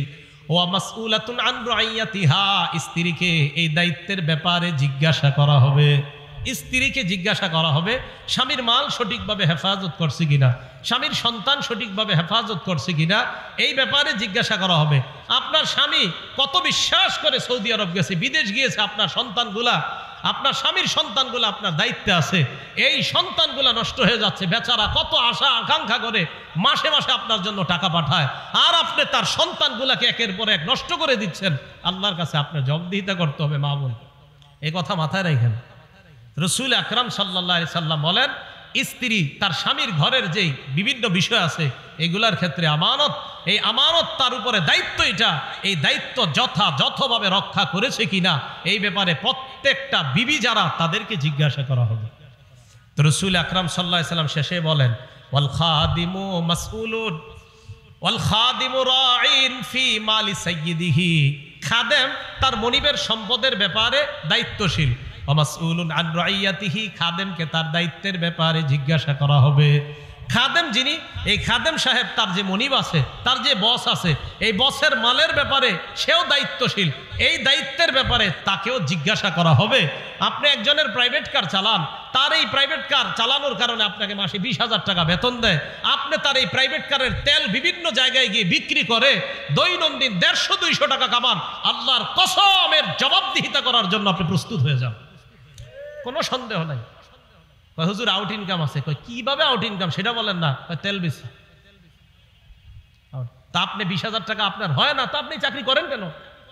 আপনি তো 20,000 টাকায় চাকরি নিছেন কেন? আপনার হয় দেখেই তো নিছেন। তা আপনার যদি না হয় আপনি এটা করেন না, কিন্তু আপনি যে তেল মারছেন এটা তো আপনি হারাম কাজ করছেন। হ্যাঁ, আপনি আপনার এই বসের গাড়ি আর তার এই তেল এটা আপনার কাছে আমানত, এই আমানতের খেয়ানত করছেন কিনা এই ব্যাপারে সহিহ বুখারী হলেন 893 নাম্বার হাদিস, আপনাকে জিজ্ঞাসা করা হবে। কথা কি বুঝে আসছে সবার? এই হলো 7 নাম্বার, এটা হলো আল মাসউলিয়াতু আমানাতুন, দায়িত্ব, প্রত্যেকটা দায়িত্ব এটা হলো আমানত। আল্লাহ আমাদের সকলকে যার যার দায়িত্বগুলা যথাযথভাবে আদায় করার তৌফিক দান করেন। বাবা যারা আছেন, মা যারা আছেন, আপনাদেরকে কঠোর কথা বলে ফেলছি, ছোটবেলা থেকে দায়িত্বগুলো আদায় করেন। বাচ্চাটার সামনে মোবাইল দিয়েন না, এদের সামনে থেকে মোবাইল দূরে রাখেন, এদের সামনে বই দেন, কায়দা দেন, আমপারা দেন, এর প্লাস্টিকের বই দিয়ে খেলাধুলা করতে দেন, বইয়ের উপর সন্তানকে খেলাধুলা করান, সমস্যা নাই, প্রয়োজনে 50, 60, 100টা প্লাস্টিকের বল কিনে দেন, খেলাধুলা করান, মোবাইল নামক গজবই বাচ্চার হাতে তুলে দিয়েন না। গেমস, ট্যাব দেয়, আইপ্যাড দেয় বাচ্চারে খেলার জন্য। আল্লাহ আমাদেরকে বুঝার তৌফিক দান করেন। কয় প্রকার হইল আমানত? 7। 8 নাম্বারটা মন দিয়ে শোনেন, আল আমানাতু ফিল কালাম, কথা বলা আমানত। বলেন কথা বলা কি? কথার আমানত আবার কি? কথার আমানত মন দিয়ে শোনেন, বিসমিল্লাহ। কথার আমানত হলো সত্য কথা বলা আমানত, মিথ্যা কথা বলা খেয়ানত। বলেন তো, সত্য কথা বলা, মিথ্যা কথা বলা খেয়ানত। এবার মন দিয়ে শোনেন, এই ব্যাপারে 6টা উদাহরণ পেশ করি আপনাদের সামনে। উদাহরণ নাম্বার 1, সহিহ বুখারীর 6094 নাম্বার হাদিসের বর্ণনা, 6094, 6094 নাম্বার হাদিসের বর্ণনা। ক্বালা রাসূলুল্লাহ সাল্লাল্লাহু আলাইহি ওয়াসাল্লাম, আল্লাহ নবী বলেন, আলাইকুম বিসসিদকি ফাইন্নাস সিদকা ইয়াহদি ইলাল বীর। নবীজি বলেন, তোমরা সত্যবাদিতা আবশ্যক করে নাও, সত্য কথা বলা এটা তোমরা আবশ্যক করে নাও। ফাইন্নাস সিদকা ইয়াহদি ইলাল বীর, সত্য পুণ্যের রাস্তা দেখায়। বলেন আমার সাথে, সত্য কিসের রাস্তা দেখায়? ওয়া ইন্নাল বিররা ইয়াহদি ইলাল জান্নাহ, পুণ্য জান্নাতের রাস্তা দেখায় দেয়। বলেন সবাই, সত্য কিসের রাস্তা দেখায়? পুণ্যের। পুণ্য কিসের রাস্তা দেখায়? জান্নাতের। আবার সত্য কিসের রাস্তা দেখায়? পুণ্যের। পুণ্য কিসের রাস্তা দেখায়? জান্নাতের। ওয়া ইয়াকুমুল কাযিব, আল্লাহ নবী বলেন, মিথ্যা থেকে তোমরা বেঁচে থাকবা। ফাইন্নাল কাযিবা ইয়াহদি ইলাল ফুজুর, মিথ্যা মানুষকে পাপাচারের দিকে নিয়ে যায়। ওয়া ইন্নাল ফুজুরা ইয়াহদি ইলান নার, পাপাচার মানুষকে জাহান্নামের দিকে নিয়ে যায়। তাহলে সত্য মানুষকে পুণ্যের দিকে নিয়ে যায়, সত্য মানুষকে পুণ্যের রাস্তা দেখায়, পুণ্য মানুষকে জান্নাতের রাস্তা দেখায়। মিথ্যা মানুষকে পাপাচারের রাস্তা দেখায়, পাপাচার মানুষকে জাহান্নামের রাস্তা দেখায়। আল্লাহ নবী বলেন, ইন্নার রাজুলা লা ইয়াসদুকু, একজন মানুষ সত্য কথা বলে, উঠতে সত্য কথা, বসতে সত্য কথা। হাদিসের বর্ণনা, ওয়া ইয়াতাহাররাস সিদকা, সব সময় লোকটা সত্য কথা বলে, যত বিপদের মধ্যে পড়ে লোকটা সত্য কথা বলে। নবীজি বলেন, হাত্তা ইউক্তাবা ইনদাল্লাহি সিদ্দিকা, আবু বকরের নাম যেমন সিদ্দিক। একটা মানুষ যদি সদা সর্বদা সত্য কথা বলে, ওই ব্যক্তির নাম আল্লাহর খাতায় সিদ্দিক বলে লিপিবদ্ধ হয়ে যায়। সিদ্দিক বলেন তো সবাই কি হয়? তাহলে যারা বেশি বেশি সত্য কথা বলে আল্লাহর খাতায়, বলেন তাদের নাম কি হয়ে যায়? ভাই আমরা সবাই সিদ্দিক হব তো ইনশাআল্লাহ। আল্লাহ আমাকে আপনাদের সকলকে সিদ্দিক হওয়ার তৌফিক দান করেন। এরপরে দেখেন কি বলে, ওয়া ইন্নাল রাজুলা লা ইয়াকযিবু, একজন মানুষ খালি মিথ্যা কথা বলে, ফোনেও মিথ্যা কথা বলে, সরাসরিও মিথ্যা কথা বলে। আর ফোনে মিথ্যা কথা বেশি বলে, ফোনে মিথ্যা কথা বেশি। ওই যে বললাম যে এই মিথ্যাটা বেশি বলে, কই আছেন? কয় বনশ্রী। আসলে আসে অন্য জায়গায়। আর বাংলাদেশে এমন এক অবস্থা, মানে জ্যামে যে মানুষের এমন মিথ্যাবাদী বানায়, জ্যামের কারণে মিথ্যা কথা। কই আছেন? তো অমুক জায়গায় আছে, আসলে কিন্তু অমুক জায়গায় নাই। এই যে আপনি ভাই মিথ্যা কথাটা কেন বলবেন? আপনি বলেন, এটা বললেন না, এই মিথ্যা কথা বললেন না। তো নবীজি বলেন, ইন্নার রাজুলা লা ইয়াকযিবু, একজন মানুষ খালি মিথ্যা কথা বলে, ওয়া ইয়াতাহাররাল কাযিবা, মিথ্যা বলতে বলতে এমন হয়ে যায়, হাত্তা ইউক্তাবা ইনদাল্লাহি কাযযাবা, মুসাইলামাতুল কাযযাব, যে নিজের নবুয়ত দাবি করছে, তার নাম যেমন কাযযাব। এই জামানায় কোনো মানুষ মিথ্যা বলতে বলতে বলতে বলতে আল্লাহর খাতায় তার নাম কাযযাব লিপিবদ্ধ হয়ে যায়। বলেন নাউযুবিল্লাহ। মিথ্যা নবুয়ত দাবিদারের নাম যেমন কাযযাব, এই যুগে বারবার যে মিথ্যা বলে, বারবার যে মিথ্যা বলে, তার নাম কাযযাব লিপিবদ্ধ হয়ে যায়। আল্লাহ আমাদেরকে কাযযাব থেকে বাঁচায়া সিদ্দিকের অন্তর্ভুক্ত হওয়ার তৌফিক দান করেন। উদাহরণ নাম্বার 2, তিরমিজি শরীফের 1973 নাম্বার হাদিসের বর্ণনা। এই হাদিসের মধ্যে আসছে আম্মা জান আয়েশা সিদ্দিকা রাদিয়াল্লাহু তাআলা আনহার বর্ণনা। ক্বালা রাসূলুল্লাহি সাল্লাল্লাহু আলাইহি ওয়াসাল্লাম, আম্মা জান আয়েশা সিদ্দিকা বলেন, মা কানা খুলুকুন আবগাযা ইলা রাসূলিল্লাহি সাল্লাল্লাহু আলাইহি ওয়াসাল্লাম মিনাল কাযিব। দেখেন কি বলে রাসূল। আম্মা জান বলেন, নবীজির কাছে মিথ্যা কথা বলার চাইতে আর কোনো খারাপ, এই অপছন্দনীয় আর কোনো কিছু নবীর কাছে ছিল না। কেউ যদি মিথ্যা কথা বলতো, এটা নবী সবচেয়ে অপছন্দ করতেন। আম্মাজান আয়েশা বলেন, মিথ্যা বলার এই দুশ্চরিত্র যদি কারো মধ্যে থাকতো, মিথ্যা বলার এই খারাপ অভ্যাস যদি কারো মধ্যে থাকতো, এটা নবী সবচেয়ে অপছন্দ করতেন। হাদিসটা পুরাটা শোনেন, কত বড় ভয়ানক কথা। তো কোনো ব্যক্তি যদি নবীর সামনে মিথ্যা কথা বলতো আর ধরা খাইতো যে লোকটা মিথ্যা কথা বলছে, তো দেখেন কি হয়। ইন্নার রাজুলা লা ইয়াকযিবু ইনদান নবী সাল্লাল্লাহু আলাইহি ওয়াসাল্লাম বিল কাযিবা, এক ব্যক্তি নবীজির সামনে মিথ্যা কথা বলছে। মিথ্যা বলার পর ফামা ইয়াজালু ফি নাফসিহি, আল্লাহ নবীর মনের মধ্যে সারাক্ষণ এটা থাকতো, আরে লোকটা আমার সাথে মিথ্যা বললো কেন? ফামা ইয়াজালু ফি নাফসিহি, আচ্ছা লোকটা মিথ্যা বললো কেন? খানা খাবে, আচ্ছা লোকটা মিথ্যা বললো কেন? নবীজি নামাজে যাবে, পেরেশান, আর কি হয়েছে আপনার? আরে উনি মিথ্যা বললো কেন আমার সাথে? রাসূল ধর্মীয় কোনো কাজ করবে, আরে আপনি পেরেশান কেন? আরে ও মিথ্যা বললো কেন আমার সাথে? মিথ্যা সইতেই পারতেন না রাসূল। সারাক্ষণ মন খারাপ, আপনার মনটা খারাপ কেন ইয়া রাসূলুল্লাহ? উনি আমার সাথে মিথ্যা বললো কেন? আমি আর কিভাবে বুঝাবো আপনাদেরকে? তো রাসূল সাল্লাল্লাহু আলাইহি সাল্লাম বলেন, আম্মাজান বলেন, ফামা ইয়াজালু ফি নাফসিহি, এই কথাই খালি রাখতো সারাক্ষণ, আচ্ছা উনি মিথ্যা বললো কেন আমার সাথে? হাত্তা ইয়ালামা আন্নাহু কদ আহদাসা মিনহা তাওবা, যদি আল্লাহ নবী জানতেন ওই লোকটা তওবা করছে, এই তওবা করার ব্যাপারে জানার আগ পর্যন্ত আল্লাহ নবীর পেরেশানি কাটতো না। ওই লোক তওবা করার পর পেরেশানি কাটতো। একটা লোক মিথ্যা বলছে, মনে করেন 3 দিন তওবা করে না, এখনো নবী জানতে পারছে যে এখনো তওবা করে না, বাস পেরেশান পেরেশান পেরেশান। কি যে লোকটা মিথ্যা কথা কেন বললো? ভাই মিথ্যা কথা বলবো আমরা? না, মিথ্যা বলবো না, কারণ আমার নবী মিথ্যা বলা সবচেয়ে অপছন্দ করতেন। আল্লাহ আমাদের সকলকে এই মুখের এই খেয়ানত থেকে বেঁচে থাকার তৌফিক দান করেন। উদাহরণ নাম্বার 3, আবু দাউদ শরীফের 4991 নাম্বার হাদিস। এটা আমাদের মাঝে অনেকে করে থাকি আমরা, এটা ঠিক না। মাঝে মাঝে আপনারা কবুতরে এইভাবে ডাক দেন, এইভাবে ডাক দেন, মুরগি ধরার জন্য ডাক দেন, ডাক দেওয়ার পর আধার দেন না। হ্যাঁ, আধার, হাতে আধার আছে, মুরগি তো সত্যি মনে করছে আধার আছে, তো আসার পর আপনার হাতে আধার নাই। ভালো করে বুঝেন, আপনি এইভাবে বলছেন, আসার পর দেখে আধার নাই। মুরগি এইভাবে আসছে, আইসা দেখছেন আধার নাই, মুরগিরে ডাক দিচ্ছেন কেন আপনি? হ্যাঁ, এই যে আধার দিলেন না। এরপরে কবুতরে এইভাবে ডাক দিয়ে আধার দেন না। নবীজির জামানায় এক ঘটনা ঘটে গেছে, মন দিয়ে শোনেন। আব্দুল্লাহ ইবনে আমের রাদিয়াল্লাহু তাআলা আনহুর বর্ণনা। তিনি বলেন, রাসূল সাল্লাল্লাহু আলাইহি সাল্লাম আমাদের বাসায় ছিলেন, নবীজি আমাদের বাসায় ছিলেন।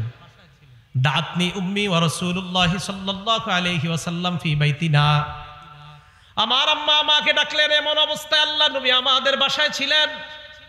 আমার আম্মা আমাকে ডাকলেন, ডাকার পর আম্মা বললেন, তাআল হা তাআল উতিকা শাইআ, আব্বু এদিকে আসো, আমি তোমারে কিছু দিব। বলি না এরকম? আব্দুল্লাহ ইবনে আমের বলেন, আমার আম্মা আমাকে ডাকছে, ডাকার পর বললেন, বাবা এদিকে আসো, তোমারে কিছু দিব। আল্লাহ নবী বললেন, মা আরাতি আন তুতিহি, এই তুমি কি সত্যি সত্যি কিছু দিতে ডাকছো তোমার ছেলেরে? ওই মহিলার নবী পাল্টা বললেন, জি ইয়া রাসূলুল্লাহ ওয়াতিহি তামার, আমার ছেলের আমি খেজুর দিমু। আল্লাহ নবী বলেন লাউ আন্নাকি লাম তুতিহি, তুমি যদি তোমার ছেলের ডাকার পর যদি খেজুর না দিতা, তুমি যদি তোমার সন্তান ডাকার পর এই যে এইভাবে বললা এইদিকে আসো কিছু দিমু, আমরা বাংলাদেশিরা বলি আসো মজা দিমু, আসার পর মজা দেন না, বেতের বাড়ি শুরু। আল্লাহ নবী ভাই তুমি যদি এইভাবে ডাকার পর তোমার সন্তানরে কিছু না দিতা, তাহলে তোমার ব্যাপারে কুতিবাত ইনদাল্লাহি কাযিবা, আল্লাহর কাছে তোমার নামে একটা মিথ্যা কথা লেখা হয়ে যেত। কি হয়ে যেত? এইভাবে কখনো ভেবে দেখেন নাই? বলেন তো এই মিথ্যা কথাটা হয়নি আমাদের দ্বারা? আসো মজা দিমু, দেন না, মানে এইগুলা বললেন না। যদি মজা থাকে তো সত্যি দিয়েন, যদি না থাকে বললেন না। রাসূল সাল্লাল্লাহু আলাইহি সাল্লাম বললেন তুমি যদি মিথ্যা কথা বলতে, তোমার সন্তানকে ডাকার পর যদি কিছু না দিতা, তো তোমার নামে একটা মিথ্যা কথা লেখা হয়ে যেত। উদাহরণ নাম্বার 4, এটাও ভালো করে বুঝেন। এই এলাকায় একজন পীর সাহেব আসছে, আল্লাহওয়ালা, মনে করেন আজকে আমাদের কুমিল্লার মাওলানা আনিসুর রহমান আশরাফি সাহেব আসছে, অনেক বড় ভালো মানুষ, খুব আল্লাহওয়ালা মানুষ। এনে ওনার সামনে আপনারা ফল ফ্রুট দিছেন অথবা খানা দিছেন, তো ওনার সামনে দুইজন দাঁড়ায় রয়েছে। এখন উনি একজনকে বললেন ভাই বসেন, খাইতে বসেন। এখন আপনি বললেন কি হুজুর খিদা নাই। আসলে খিদা আছে বেটে, আসলে কি আছে, কিন্তু আপনি বলছেন খিদা নাই, মিথ্যা কথা। দলিল? হ্যাঁ দলিল তো আছে, দলিল ছাড়া তো কথা হবেই না। এই যে আপনি এইভাবে ডাকলো, ডাকার পরে যে আপনি বললেন না, তো এটা আপনি মিথ্যা কথা বলছেন। ইবনে মাজাহ 3298 নম্বর হাদিসের বর্ণনা, আসমা বিনতে ইয়াজিদ রাদিয়াল্লাহু তাআলা আনহার বর্ণনা। তিনি বলেন আমরা আল্লাহ রসুলের সাথে এক জায়গায় গেলাম। হ্যাঁ এই ঘটনাগুলো কিন্তু ঘটে যায়, এই ঘটনা ঘটে যায়। আমি সাধারণত কারো সামনে এরকম বসতাম না ছাত্র জামানায়, কিন্তু কখনো বৈশা গেলে যদি বলতেন খা, আমি নগদ খাওয়ার শুরু যদি খিদা থাকে। আর যদি আমার খিদা না থাকে বাস আমি খাইতাম না, কিন্তু খিদা থাকলে খাইতাম। কেন? আমি তো তিরমিজি শরীফে হাদিস পড়ছি। রসুল আকরাম সাল্লাল্লাহু আলাইহি সাল্লামের সামনে উতিয়া রাসূলুল্লাহি সাল্লাল্লাহু আলাইহি সাল্লাম বিতআম। হ্যাঁ আমাদের যারা আছি আমরা সবাই রসুল সাল্লাল্লাহু আলাইহি সাল্লামের কিছু সুন্নাহ খুব গুরুত্ব দেই, যে এইগুলোও যে নবীজির সুন্নাহ এটা কেউ গুরুত্ব দেয় না। রসুল সাল্লাল্লাহু আলাইহি সাল্লামের সামনে খাবার দেওয়া হলো, দস্তরখান ভর্তি খাবার দেওয়া হলো। খাবার দেওয়ার পর আল্লাহ নবীর সামনে যখন খাবার রাখা হয়, আশেপাশে যারা লজ্জায় চিন্তা করতেছে বমু কি বমু না, মানে বসমু কিনা নবীর সাথে। মেহমান কিন্তু সবাই, মাসালা হলো মেহমান যেহেতু সবাই, তো সবাই ঋতু দিছে। আল্লাহ নবী বললেন কি ব্যাপার? এদের মধ্যে কয়েকজন বলল লা নাশতাহি ইয়া রাসূলুল্লাহ, হুজুর খিদা নাই, খামু না, খিদা নাই। আল্লাহ নবী বললেন আসলে খিদা নাই। দেখেন শোনো তোমরা, লা তাজমাআন্না জুআন ওয়া কাযিবা, এই এক পেটের মধ্যে মিথ্যা আর ক্ষুধা একত্রিত করবা না। খিদা রাইখা বইলো না খিদা নাই, তাহলে ক্ষুধায়ও কষ্ট পাইলা আর মিথ্যাও জমা করলা। এক পেটের মধ্যে ক্ষুধা আর মিথ্যা একত্রিত করবা না। হ্যাঁ এই হাদিসগুলো খুব বেশি বেশি বলা দরকার। আমরা অনেক সময় অনেক ভাবসাব নিয়ে বসে থাকি। 2-4 জন মেহমান আমার সাথে যায়, যাওয়ার পরেও বসে থাকি এমন, আরে দাওয়াতই দিয়ে দিছে 10 জনকে, তা আপনারা 9 জন কেন আমার সামনে লজ্জা পাবেন? 10 জনকে দাওয়াত দিছে, আমি সহ আরো 10 জন, তো 9 জন লজ্জা পাইতেছে, এর সামনে কিভাবে খাবো? তা আপনাদেরকে দাওয়াত দিছে কেন? ইসলাম ইসলামের মতো বুঝার চেষ্টা করবেন। আপনি নিজের মতো ইসলাম বুঝলে হবে না। আপনি বাস একজন সামনে খুব বড় মানুষ খাবেন না, তো ক্ষুধায় কষ্ট পাবেন নাকি? আল্লাহ রসুলের চাইতে আবার বড় কে দুনিয়াতে? রসুল সাল্লাল্লাহু আলাইহি সাল্লাম বললেন লা তাজমাআন্না জুআন ওয়া কাযিবা, ক্ষুধার মিথ্যা এক পেটে একত্রিত করবা না। খিদা রাইখা কেন বলো খিদা নাই? হাদিস থেকে কি বোঝা যায়? খিদা থাকলে কেউ যদি আপনারা মেহমানদারি করে আর যদি বলেন না খিদা নাই, একটা হলো না খামু না, আপনার খিদা আছে না, না এটা না খামু না। আরেকটা হলো আপনি বললেন খিদা নাই, থাকলেও যদি বলেন নাই, এটা মিথ্যা কথা। কি বুঝে আসছে সবার? এটা খেয়ানত, এটা মুখের খেয়ানত। উদাহরণ নাম্বার 5, তিরমিজি শরীফের 2314 নম্বর হাদিস, 2314 নম্বর হাদিস। ক্বালা রাসূলুল্লাহ সাল্লাল্লাহু আলাইহি ওয়াসাল্লাম, আল্লাহ রসুল বলেন ইন্না রাজুলা লা ইয়াতাকাল্লামু বিল কালিমা, নবীজি বলেন মানুষ মাঝে মাঝে এমন কথা বলে লা ইয়ারা বিহা বাসা, যে কথাটা বলার পর মনে করে এটা কোনো ব্যাপার না। একটা কথা বলছে মনে করে এটা কোনো ব্যাপার না, এটা বলছি তো কি হয়েছে? নবীজি বলেন লা ইয়ারা বিহা বাসা, তুমি মনে করো এটা ব্যাপার না, তোমার জানাও না ইয়াহউই বিহা 70 খারিফান ফিন্নার, এই একটা মিথ্যার কারণে তোমার 70 বছরের জাহান্নাম হতে পারে। মানে এমনি মিথ্যা কথা বলছে আর কি। চা খাইতেছে, বলতে বলতে বলে আরে তোরে এটা কথার কথা বললাম, আল্লাহ রসুল বলেন এই যে কথার কথা বললাম, আর এটা যদি তোমার মিথ্যা কথা হয়ে থাকে, হতে পারে এই মিথ্যা কথা 70 বছর তোমাকে জাহান্নামে জ্বালাবে। সহিহ বুখারীর বর্ণনা, সহিহ বুখারীর বর্ণনা আসছে এই একটা মিথ্যা কথা দুনিয়ার পূর্ব পশ্চিম যত বড় জাহান্নামের গভীরে এই পরিমাণ তুমি যেতে পারো শুধু একটা আজাইরা মিথ্যা কথার কারণে। বলেন আমাদের দ্বারা এগুলো হয় কিনা? 4-5 জন বন্ধু একসাথে বসলে আরে এটা কথার কথা বললাম না, কথার কথা আর এরকম বললেন না। এই জন্য তো নবীজি নিষেধ করছেন, নাহা রাসূলুল্লাহ আন কিলা ওয়া ক্বাল। আল্লাহর রাসূল বলছে আমার উম্মতকে নিষেধ, এই উম্মত তোমাদেরকে নিষেধ, আন কিলা ওয়া ক্বাল, আজাইরা কথাবার্তা বেশি বইলো না, এটা রাসূল নিষেধ করছেন। আন কিল ওয়া ক্বাল, রাসূল সাল্লাল্লাহু আলাইহি সাল্লাম নিষেধ করেছেন। আন কিলা ওয়া ক্বালা, অনর্থক কথাবার্তা বলতে নিষেধ করেছেন। মা বোনরা মন দিয়ে কথাগুলো শোনেন। স্কুলে যখন আপনারা বাচ্চাদেরকে দেন, দেওয়ার পর 4-5 জন মহিলা একসাথে বসার পর যদি ধর্মীয় কথা বলেন তো ভালো কথা, কিন্তু অনর্থক কথাগুলা যদি বলেন তো মনে রাখবেন মা, আল্লাহ রসুল নিষেধ করেছেন, নাহা রাসূলুল্লাহ আন কিলা ওয়া ক্বাল, রসুল অনর্থক কথা বর্তা বর্তে নিষেধ করেছেন। তাহলে অনর্থক মজলিসে আমরা বসবো না, অনর্থক কথাবার্তা বলবো না, শুনবো না। কথা কি বুঝে আসছে? একজন আপনাদের এলাকায় আসছে, আসার পর 4 জন বসছেন সামনে। একজন জিজ্ঞাসা করতেছে আপনার ছেলে মেয়ে কয়জন? তো বলছে 2 জন। মনে করেন আমারই জিজ্ঞাসা করলেন ছেলে মেয়ে কয়জন? আমি বললাম আমার মেয়ে আছে একটা, ছেলে আছে একটা। বাকি 4 জন কিন্তু শুনছে। শোনার পরেও আবার আরেকজন কয় ছেলে মেয়ে কয়জন আপনার? এটা অনর্থক কথা। আপনারা শুনছেন? হ্যাঁ, এটা অনর্থক কথা। কেমন জানি লাগতেছে না? আমার প্রত্যেক কথার পিছনে দলিল আছে, ক্বাল আল্লাহ বা ক্বাল রাসূলুল্লাহ সাল্লাল্লাহু আলাইহি ওয়াসাল্লাম। উদাহরণ নাম্বার 6, এটা আমার বিরুদ্ধে আমি বলতেছি। আমরা যারা স্টেজে বৈশা মানুষকে মিথ্যা কথা বইলা হাসাই, আজকে ভালো করে হাদিস মনে রাখবেন। কি কথা বইলা হাসাই? মিথ্যা কথা। আর আপনারাও সারাদিন আলোচনা করেন, জানোস আজকে এমন একজনের দাওয়াত দেওয়া হয়েছে, হ্যাঁ আধা ঘন্টা খালি হাসাইব বাস। পরে আপনারা সবাই মিছিল দিয়ে আসেন যে আজকে আধা ঘন্টা হাসবো, আধা ঘন্টা কানবো, আর 1 ঘন্টা ওয়াজ শুনবো। এই যে আধা ঘন্টা মিথ্যা কথা বইলা ঠইলা হাসাবে। একটা কথা হলো রাসূল সাল্লাল্লাহু আলাইহি সাল্লামের কিছু হাদিস আছে, হাসির হাদিস। আমার একটা আলোচনায় আছে রাসূল সাল্লাল্লাহু আলাইহি সাল্লামের হাসি। এই জায়গায় আমি প্রায় 19টা হাদিস আনছি যেই জায়গায় রাসূল হাসছে। রাসূল সাল্লাল্লাহু আলাইহি সাল্লাম যেখানে হাসছে হাসবেন, শুধু রাসূল না আল্লাহও হাসছে, এই হাদিসও আনছি আমি। কে হাসছে? হ্যাঁ, আপনি ওই হাদিস বইলে হাসান জনগণরে, কিন্তু আন্দাজি অনর্থক মিথ্যা কথা বলে যদি হাসান তো দেখেন নবীজি কি বলে।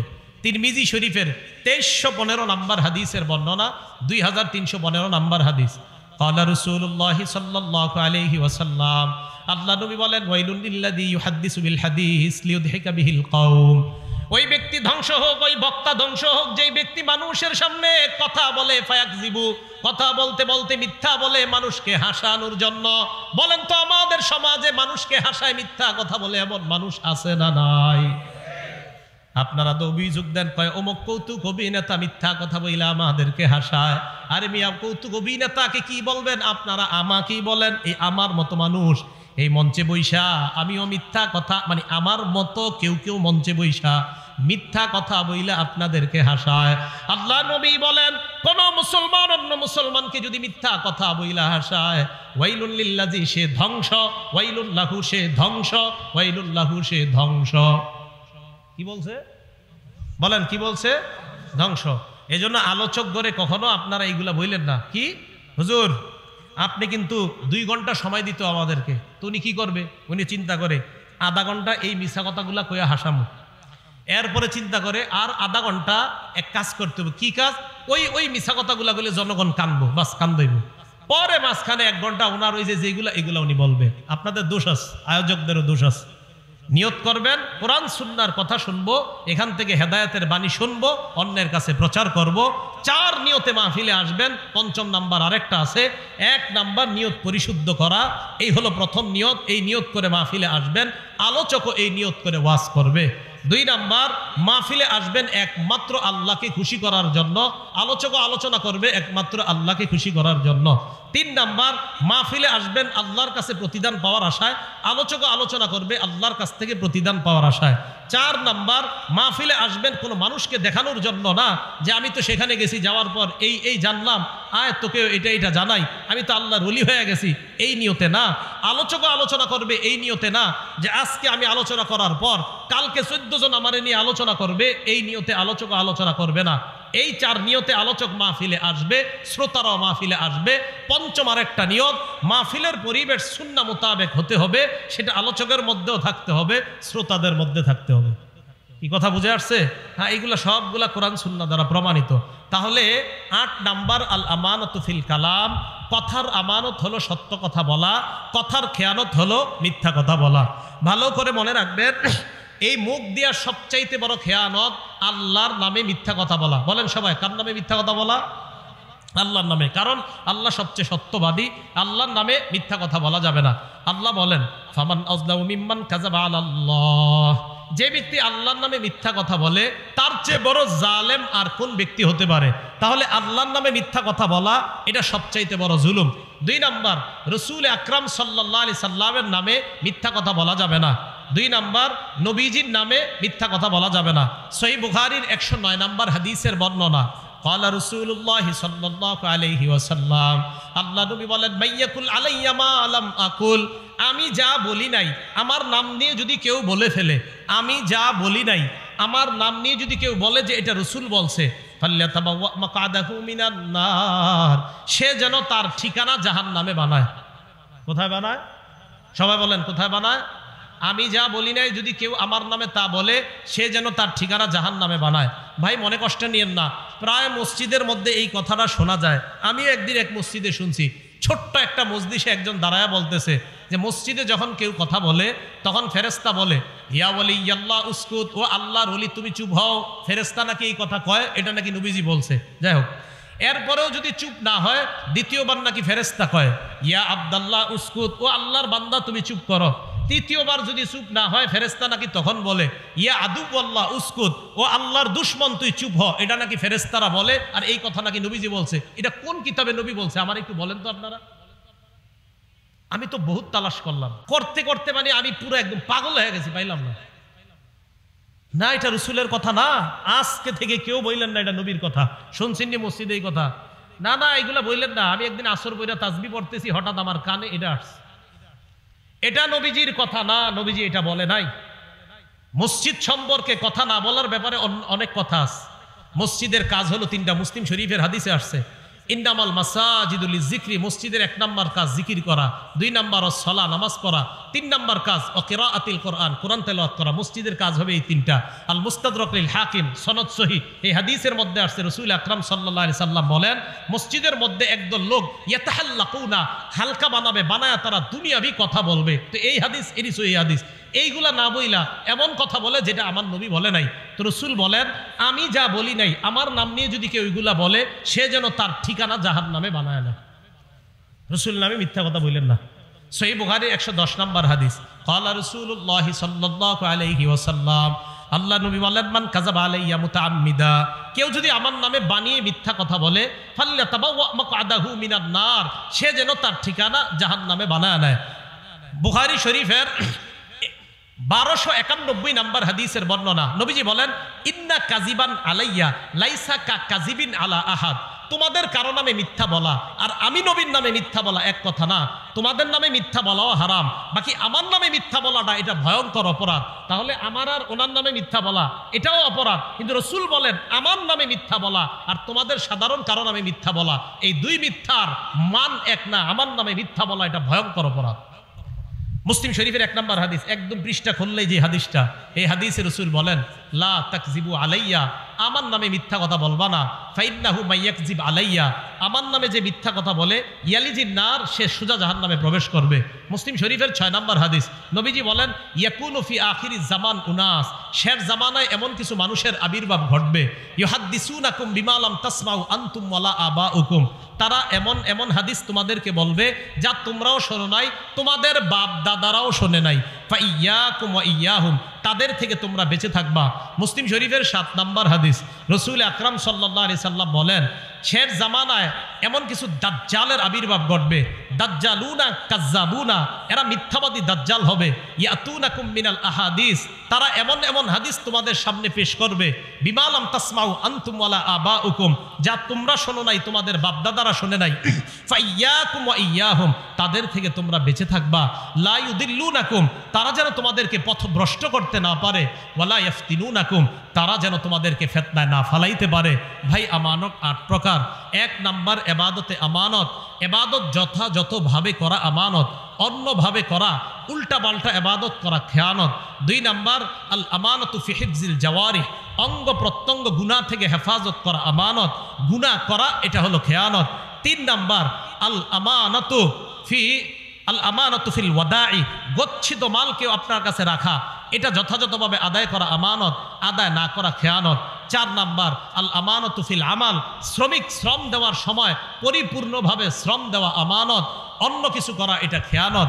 5 নাম্বার আল আমানাতু ফিল বাইই ওয়াশ শিরা, ক্রয় বিক্রয়ের ক্ষেত্রে যথাযথভাবে বেচা এবং কিনা এটা হলো আমানত, উল্টা পাল্টা দুইয়ের পক্ষ থেকে করা এটা হলো খেয়ানত। 6 নাম্বার আল মাসউলিয়াতু আমানাতুন, প্রত্যেকে যেই দায়িত্বে আছি আমরা এই দায়িত্ব পালন করা আমানত, দায়িত্বে অবহেলা করা এটার নাম খেয়ানত। 7 নাম্বার আল আমানাতু ফি হিফজিল আসরার, কেউ আপনাকে গোপন কথা বললে এটা আপনি সংরক্ষণ করা আমানত, এটা সংরক্ষণ না করা খেয়ানত। 8 নাম্বার আল আমানাতু ফিল কালাম, কথার আমানত, তথা সত্য কথা বলা এটাই আমানত, মিথ্যা কথা বলা এটা খেয়ানত। আল্লাহর নামে মিথ্যা বলা বড় খেয়ানত, রসুলের নামে মিথ্যা বলা এটাও বড় খেয়ানত।